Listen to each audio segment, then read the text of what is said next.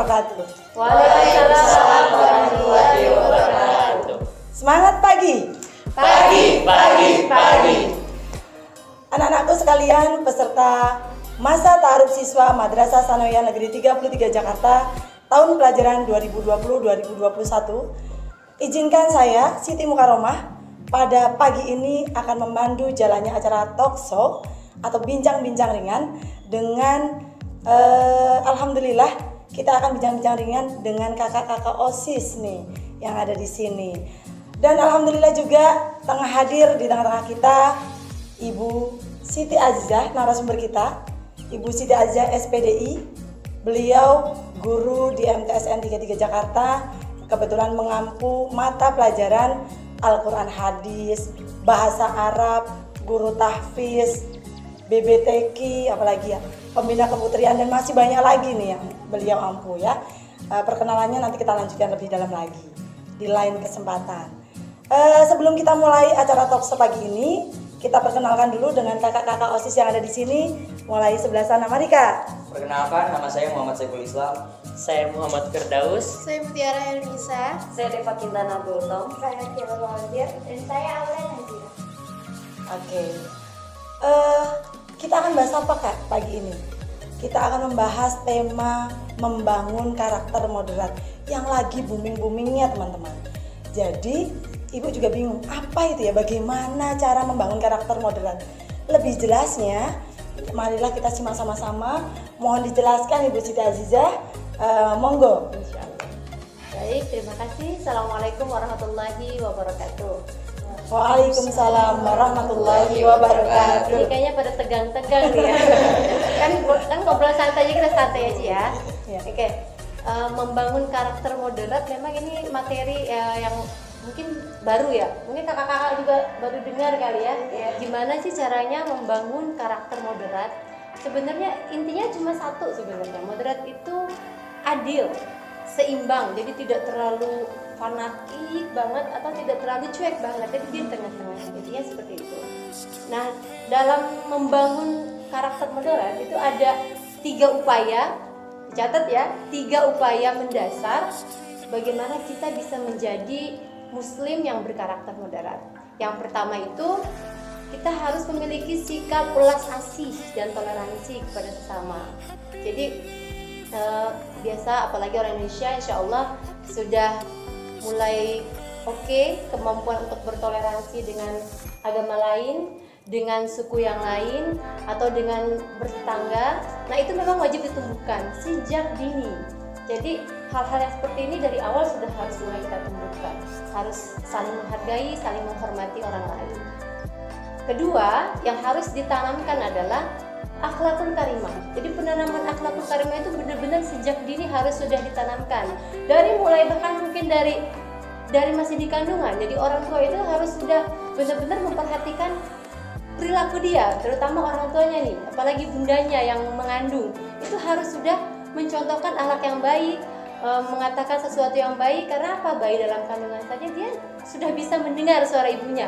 Kalau misalnya ibunya membaca Al-Quran, itu dia mendengarkan. Nah, insya Allah dengan dari mulai di kandungan mendengarkan yang baik-baik, mendapatkan sesuatu yang baik, kemudian setelah lahir pun dididik dengan cara yang baik, diajarkan cara berterima kasih dari mulai hal-hal yang ringan. Terima kasih misalnya ketika telah dibantu, atau ketika kita ingin meminta pertolongan, kita benar-benar santun, kita ucapkan maaf, tolong, nah seperti itu. Jadi itu benar-benar harus sudah ditanamkan sejak awal. Nggak bisa ketika dari awal kita cuek-cuek, nggak pernah ditanamkan itu oleh orang tua, dia langsung menjadi baik, itu agak mustahil.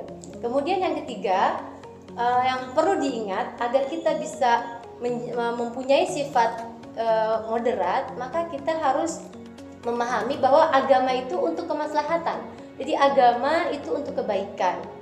Nah, untuk bisa memahami ini, maka kita harus benar-benar paham apa sih tujuan syariah itu.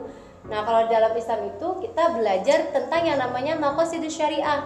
Maqasidus syariah itu ada 5. Jadi tujuan syariat Islam itu kenapa diberlakukan kepada kita, itu tujuannya ada 5. Yang pertama itu untuk menjaga agama kita. Kok untuk menjaga agama? Iya, bagaimana caranya menjaga agama? Jadi memang maqasidus syariah ini dimaksudkan agar kita semua nih, kalian yang masih muda ataupun yang sudah tua, semua harus paham bahwa dengan memahami maqasidus syariah, kita bisa tahu hak dan kewajiban kita yang paling dasar sebagai seseorang muslim itu apa. Tadi yang pertama adalah untuk memelihara agama. Nah, untuk memelihara agama kita, maka mau tidak mau ajaran agama yang memang berlaku untuk agama Islam itu kita harus laksanakan. Misalnya untuk melakukan ibadah sholat, pada sholat kan, sholat 5 waktu itu wajib, tidak wajib kita laksanakan. Kenapa? Kalau tidak bisa maka menjaga agama kita tidak akan bisa menjaga agama, akan rusak agama. Apalagi kan as-shalatu imaduddin, sholat itu adalah tiang agama. Jadi kalau orang sholatnya saja sudah bolong-bolong, bahkan mungkin sudah cuek banget ketika sholat itu, tapi dia cuek saja, dia meninggalkan sholat tidak merasa bersalah, tidak merasa berdosa, maka itu jelas-jelas dia sudah mengarah kepada merusak agamanya sendiri. Apalagi misalnya puasa, nah belum lama kita Ramadan, itu juga harus kita laksanakan. Tapi ingat, pelaksanaan ritual ini tidak hanya sekedar ritual, kita juga harus menanamkan value atau nilai-nilai yang terkandung dalam sholat. Misalnya, sholat itu kan mengajarkan kita untuk apa sih? Coba dari sholat kita belajar apa dari sholat? Sholat bertanggung jawab, oke. Bagus banget untuk bertanggung jawab. Orang yang sudah tahu bahwa dirinya wajib sholat, ketika azan zuhur misalnya, maka dia akan merasa berdosa, akan merasa bersalah, akan merasa hampa hatinya ketika dia belum bisa melaksanakan sholat zuhur, gitu kan? Puasa mengajarkan apa misalnya? Menahan diri, kejujuran. Orang kalau mengendalikan hawa nafsu, jadi nilai-nilai ini harus kita bangun. Jadi tidak hanya ritualnya saja. Yang kedua, apalagi harus tujuan syariah itu adalah menjaga jiwa. Jadi wajib nih hukumnya kita menjaga jiwa kita. Dengan cara apa menjaga jiwa? Dengan cara tidak melakukan hal-hal yang dilarang Allah. Apa itu? Membunuh jiwa kita. Jelas sangat dilarang orang yang menghilangkan nyawanya atau bunuh diri, jelas-jelas dilarang. Yang ketiga, menjaga harta. Nah, ternyata harta juga diperhatikan loh dalam Islam. Harta itu memang harus dijaga. Jadi cara memperoleh harta kita harus halal, ya.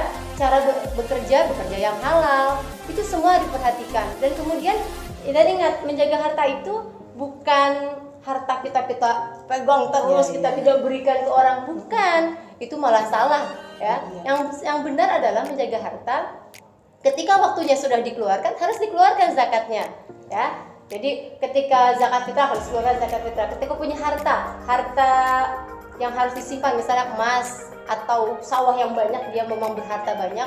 Ketika sudah mencapai nisabnya, dia wajib mengeluarkannya. Kalau tidak, maka sesungguhnya hartanya sudah rusak seperti itu. Kemudian yang keempat, menjaga keturunan. Makanya dalam Islam itu ada syariat menikah, ya. Jadi untuk menjaga keturunan kita harus menikah. Agar apa? Agar keturunannya semuanya baik. Karena kalau tidak menikah, kita tidak menjaga diri, bergaul bebas, pasti akan rusak dong. Anak siapa, nauzubillah, jangan sampai ya. Apalagi anak-anak madrasah, meskipun kita sekarang zamannya 4.0, kita bisa bertemu dengan siapa saja, bisa berkenalan dengan siapa saja. Orang yang ganteng atau mungkin sekedar ganteng di foto doang gitu kan, bisa saja kita kenal itu. Tapi kan kita harus hati-hati gitu ya. Nah, jadi kalau apa yang namanya keturunan ini benar-benar harus dijaga. Karena apa? Nanti ketika kita waktunya meninggal, kita pun nanti akan dipanggil oleh Allah itu dengan nama bapak kita. Kalau misalnya nggak tahu ini anak siapa, bukan berarti Allah nggak tahu ya, tetapi ketika dia tidak memperhatikan ini, maka dia akan rusak nasabnya. Nah itu ya. Yang terakhir, menjaga akal pikiran. Jadi akal pikiran kita harus kita jaga. Dengan cara apa? Dengan cara jangan pernah kita merusak pikiran kita dengan mengkonsumsi hal-hal yang dilarang. Apa misalnya coba? Narkoba. Nah, narkoba jelas merusak kan? Merusak banget itu. Minuman keras. Merokok itu juga bisa merusak akal pikiran. Jadi kelima ini harus bisa kita jaga sehingga agama untuk kemaslahatan, untuk kebaikan itu bisa terwujud. Jadi ada 3 hal ini ya. Pertama adalah toleransi, kedua penanaman akhlak, dan yang ketiga adalah agama sebagai kemaslahatan. Itu harus, insya Allah dengan 3 ini karakter yang diharapkan, karakter moderat yang diharapkan bagi seorang muslim insya Allah akan tercapai. Ya gitu kurang lebihnya Bu. Jadi ada 3 poin untuk mengupayakan tadi ya Bu ya. 3 upaya. 3 upaya untuk mengupayakan agar membangun karakter yang moderat, toleransi, membangun akhlak. Kemudian yang ketiga adalah bahwa agama di sini adalah sebagai kemaslahatan. Jadi bukan justru agama ini nanti yang memecah-mecah kita ya Bu ya. Jadi ada agama A, B, C, sedangkan di negara kita kan banyak agama nih ya Bu. Justru intinya di situ ya Bu, bahwa agama ini adalah sebagai kemaslahatan umat.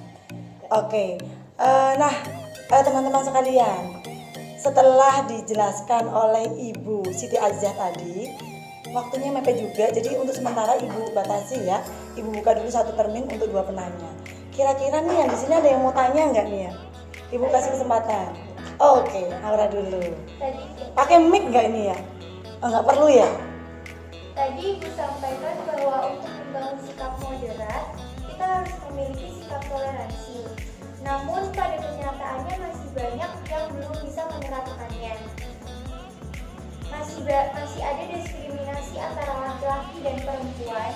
Bagaimana menurut pandangan Ibu tentang ini? Oke. Ini kita bahas satu-satu dulu atau langsung aja ya Bu? Satu lagi penanya. Apa kita bahas dulu ya? Satu-satu. Kita bahas dulu aja kali Iya. ya. Oke. Jadi tadi disampaikan terkait dengan toleransi. Namun pada kenyataannya, ternyata nih Bu ya, pada kenyataannya masih banyak terdapat diskriminasi di sana sini gitu ya Kak ya. Apalagi terkait antara laki-laki dan perempuan. Iya. Gimana nih Bu nih? Ternyata permasalahannya begitu Bu. Oke, ternyata masih ada ya, tapi memang masih lumayan banyak kasusnya ya diskriminasi. Memang tidak mudah untuk menghapus sifat-sifat yang seperti itu. Tentunya mungkin di sekolah juga ada gitu ya, di lingkungan kita juga ada. Baik, diskriminasi itu memang kerap kali terjadi. Kenapa? Karena mereka ada sejarah juga. Jadi latar belakang sejarah, mungkin ada sejarah masa lalu. Karena diskriminasi juga dia bisa terjadi secara turun-temurun. Jadi generasi yang lain pernah punya masalah, akhirnya ke generasi berikutnya dia jadi turun juga gitu. Jadi misalnya dia pernah punya dendam, akhirnya ke anaknya, ke bawahnya terus seperti itu. Nah, mengenai masalah diskriminasi antara laki-laki dan perempuan, zaman sekarang mungkin agak sedikit kurang ya, sudah mulai open minded ya. Ya, misalnya laki-laki dan perempuan, kalau dulu kan laki-laki itu hanya di sekitar 3 ur ya, dapur, sumur, kasur. Perempuan maksudnya Bu. Iya, perempuan. Perempuan itu di dapur, sumur, kasur, hanya itu gitu kan. Iya, bahkan dulu itu saya ingat itu ibu saya udah anak perempuan, nggak usah sekolah tinggi-tinggi betul. gitu. Sampai pendidikan pun dibatasi, bahkan dianggap pendidikan itu tidak penting. Padahal laki-laki dan perempuan itu diciptakan sama oleh Allah. Dia punya hak yang sama, punya hak dan kewajiban yang sama. Di antaranya memang laki-laki dan perempuan dia punya hak untuk beribadah. Ya, si laki-laki wajib sholat, perempuan juga wajib sholat. Dia punya hak untuk mengembangkan potensinya. Laki-laki mau jadi apa, perempuan mau jadi apa, capai cita sampai setinggi-tingginya, itu diperbolehkan. Ya, karena kewajiban menuntut ilmu itu tidak hanya untuk laki-laki, tapi untuk perempuan juga wajib hukumnya. Apalagi perempuan sebagai madrasatul ula, madrasatul ula. Jadi ibu itu adalah sekolah pertama bagi anak. Yang namanya sekolah, maka si ibu itu harus apa? Harus cerdas, harus berwawasan, smart, harus pintar. Agar apa? Agar yang diajarkan juga nanti jadi berhasil, jadi hebat juga. Gitu. Jadi untuk yang laki-laki, perempuan juga harusnya memang punya hak yang sama. Jadi tidak boleh dibeda-bedakan. Atau juga misalnya dari segi pekerjaan, perempuan misalnya mau jadi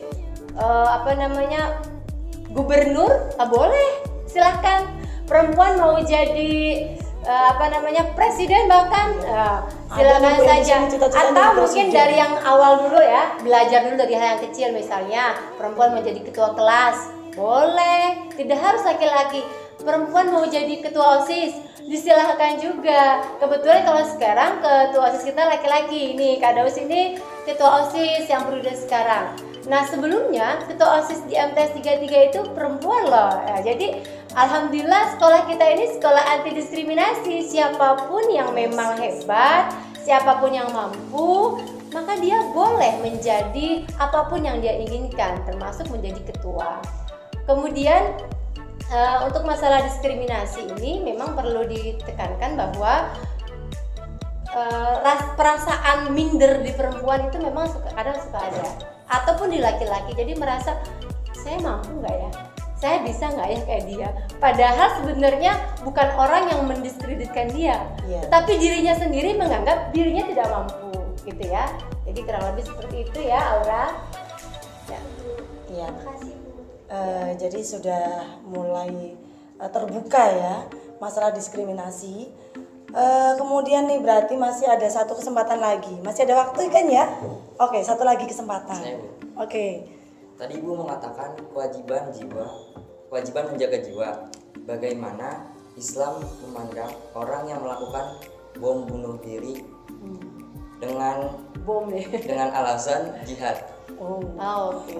Iya Bu, ini juga booming Bu, karena beberapa waktu yang lalu kita juga Pernah ada satu keluarga bahkan ya bom bunuh diri, bahkan ada Indonesia juga itu loh. di Indonesia, Di Bu. Surabaya. Iya. Iya. Bahkan apa itu namanya, jihad itu sudah kayaknya terdengarnya sudah tidak asing lagi gitu Bu. Mengatasnamakan jihad nih Bu. Bahkan mengatasnamakan jihad, pokoknya jihad fisabilillah gitu. Bom bunuh diri, kemudian tanpa melihat permasalahan sudut pandangnya dari mana gitu ya. Gimana nih Bu? Baik, saya coba jawab ya. Bom bunuh diri jelas ini dilarang. Ini tidak boleh. Jangankan tadi namanya bom bunuh diri, pasti yang dihilangkan jiwanya bukan hanya dirinya, tetapi ada orang lain gitu kan. Menghilangkan nyawanya sendiri saja dilarang. Apalagi ini banyak orang, bahkan sampai mengajak anggota keluarganya yang lain. Ini jelas salah kaprah. Kenapa bisa terjadi? Karena ini satu, kurang ilmu. Makanya kita harus benar-benar belajar agama yang kafah secara sempurna. Jadi jangan belajar agama cuma kulitnya saja. Ya, itu salah. Itu kalau kita belajar agama hanya dari baca tanpa ada guru, tanpa ada yang mengajari, itu biasanya akan salah seperti itu. Jadi memang fenomena yang tadi itu memang terjadi di dunia, termasuk di Indonesia juga, bahkan di Indonesia termasuk yang lumayan disoroti oleh dunia tentang ini, dan itu sangat tidak dibenarkan.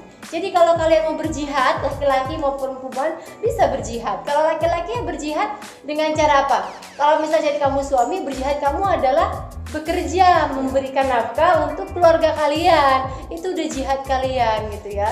Jadi jangan jihad diartikan perang. Dianggap zaman Rasulullah dulu ada perang Badar, ada perang Uhud, ikut-ikutan seperti itu, memahaminya seperti itu, menganalogikan. Oh tidak, salah. Ya, karena kita tidak zaman seperti dulu gitu, udah beda lagi. Berarti Bu, nih pelajar, kalau posisinya sebagai pelajar, belajar dengan sungguh-sungguh, itu berarti termasuk jihad Bu? Oh iya, betul. Itu jihad tadi yang saya katakan, jihadnya kita, jihad kalian ini sekarang sebagai seorang belajar dengan sungguh-sungguh, itu jihadnya kalian. Sekarang apa yang bisa kalian lakukan yang bermanfaat untuk orang banyak, lakukan. Selama masih ada kesempatan. Kita kan nggak tahu hari esok seperti apa, ya. Pokoknya kita lakukan apa yang bisa kita lakukan. Sekarang kalau bisa belajarlah. Meskipun mungkin sekarang belajar kita agak sedikit berbeda ya, karena sekarang sedang pandemi, tapi tetap semangat itu harus tetap digelorakan. Meskipun kita tidak bertemu guru secara offline, kita hanya bertemu secara daring, tetap hormati. Jangan belajar itu dengan baju seadanya. Ya, jangan belajar sambil baca buku, megang HP, kamu ngechat gurumu dengan kamu mohon maaf duduknya santai banget gitu ya. Makan nggak mandi. Sambil makan nggak mandi, tahu-tahu langsung belajar. Itu mohon maaf. Kenapa? Karena kita butuh adab di dalam mencari ilmu, dan itulah jihadnya kita. Jadi belajar itu benar-benar memperhatikan akhlaknya, tuntunannya, etikanya seperti apa, gitu ya. Dan juga mungkin saya boleh menambahkan sedikit ya. Jadi memang laki-laki dan perempuan diciptakan oleh Allah itu dari hal yang satu, yang sama, ya. Ya ayuhan nas inna khalaqnakum min dzakari wa unsa. Wahai manusia, sesungguhnya kami menciptakan kalian dari satu bapak dan satu ibu, yaitu kalau di tafsiran itu dari Adam dan Hawa, ya. Kemudian waja'alnakum syu'uban, dan kami, kata Allah, jadikan kalian syu'uban, berbangsa-bangsa. Ada bangsa Arab, ada bangsa Indonesia, ada bangsa Persia, ada bangsa Romawi, gitu, ada bangsa Eropa. Kemudian waqabaila, dan Allah juga jadikan kita bersuku. Ya, bersuku-suku. Ada di Indonesia sendiri ada banyak banget ya. Ada suku Sunda, ada suku Jawa, ada suku Batak, ada suku Sasak, Dayak, macam-macam. Untuk apa sih Allah ciptakan itu semua? Padahal kita awal dari Adam dan Hawa. Kok bisa kesininya kok kulitnya macam-macam gitu ya? Air wajahnya juga berbeda-beda. Padahal dari yang sama.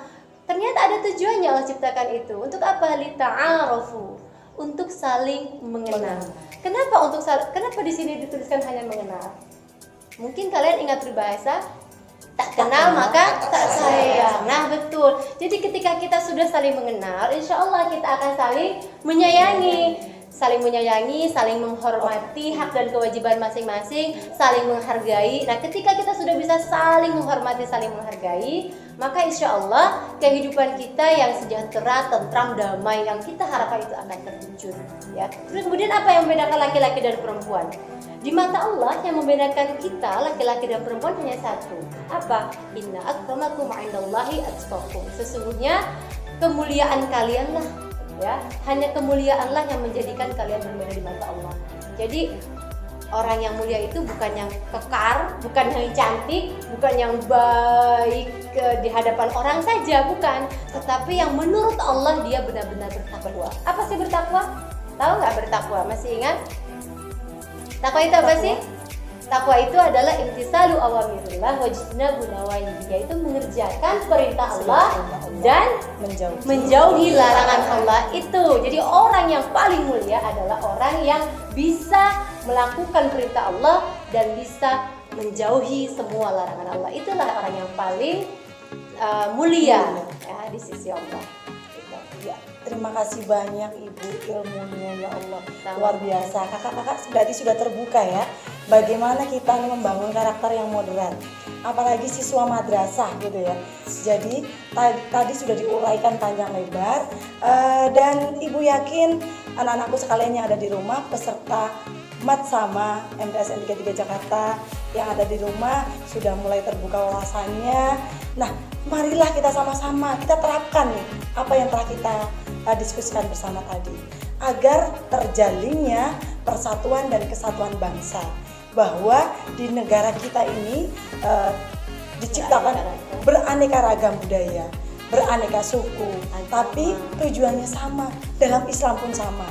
Untuk apa? Untuk Kebhinneka Tunggal Ikaan. Begitu ya Bu ya? Kalau dalam Indonesia ternyata sama dengan sesuai perintah yang ada dalam agama kita.